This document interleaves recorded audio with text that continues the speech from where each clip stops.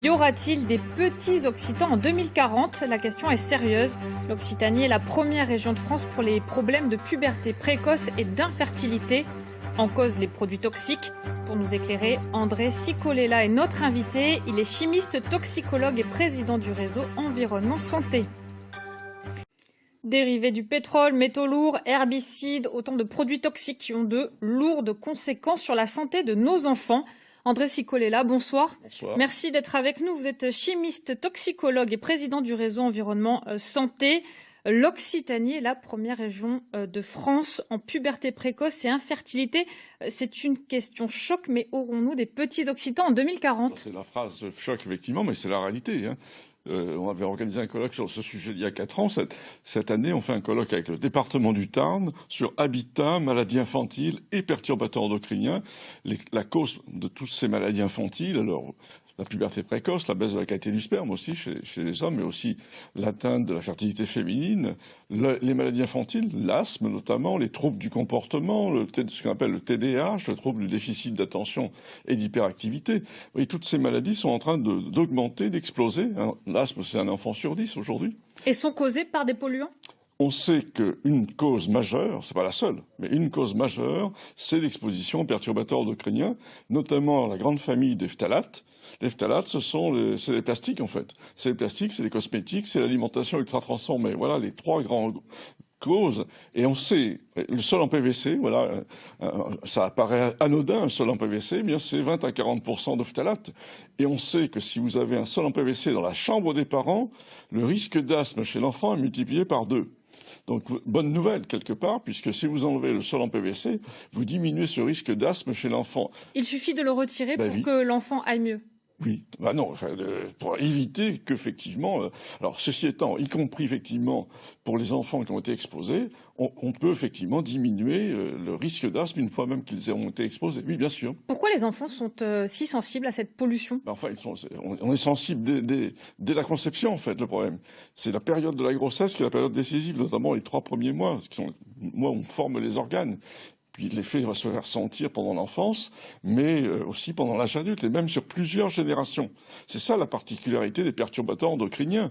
Vous voyez, tout ça est clairement montré par les données scientifiques. On a des milliers d'études, donc il faut en tirer les conséquences, et c'est pour ça qu'on fait ce colloque, non seulement pour dire il y a un problème, mais on dit voilà comment on va s'y prendre pour résoudre ce problème. Alors justement, comment on peut s'y prendre? Parce que honnêtement, 300 millions de tonnes de substances chimiques sont produites chaque année par l'industrie en Europe. Vous comprenez qu'on se sent un peu petit et démuni face à ce colosse. C'est sûr qu'il aurait fallu éviter de faire ça il y a 50 ans. Bon, aujourd'hui.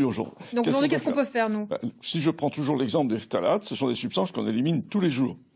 Donc tous les jours, donc on peut assez rapidement, en quelques jours, diminuer de façon considérable sa propre charge. En faisant quoi? On enlève du plastique?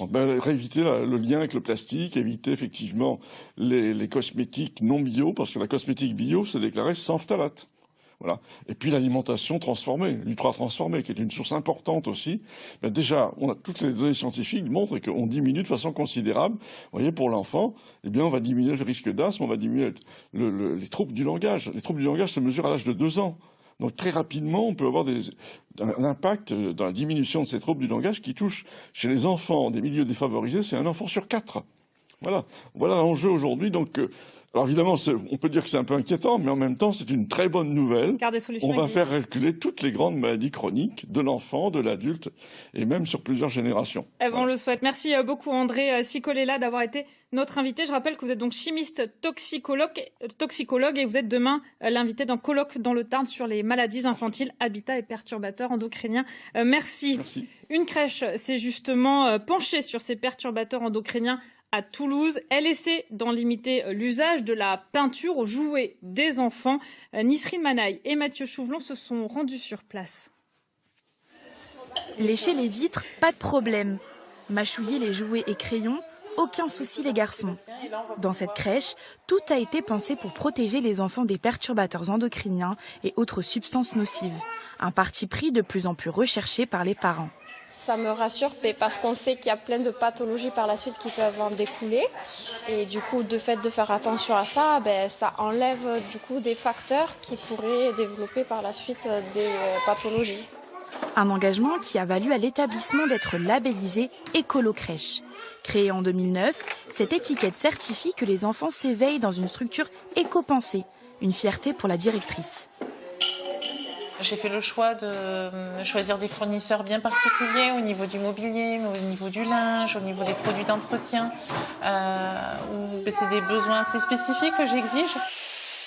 Le nettoyage des 700 mètres carrés se fait avec cette grosse machine à vapeur qui carbure à l'eau.